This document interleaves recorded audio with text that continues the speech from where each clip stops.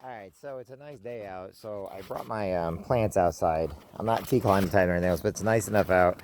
So I'm bringing them outside to get them all some air. I know it sounds weird, but plants are, they got feelings and stuff. I know it sounds weird, but I want to get them some fresh air. And so I brought my plants outside so I can get them some fresh air. Hopefully, it's not too cold. I'll get them water when we get back inside. But the whole idea is I got a couple that are needing some help.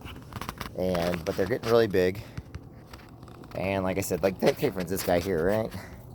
He kind of needs a little help. He's trying. I don't have him too, but his root system's okay. I mean, I don't have a greenhouse or anything like that, but this guy here should be up a little higher. I don't have it tight enough, I guess. There we go.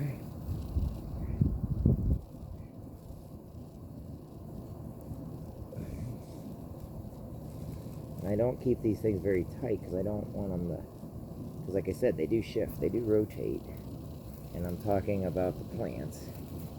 So we'll do that. Keep them out here for a little bit, see how they look, and then we'll bring them back inside, okay?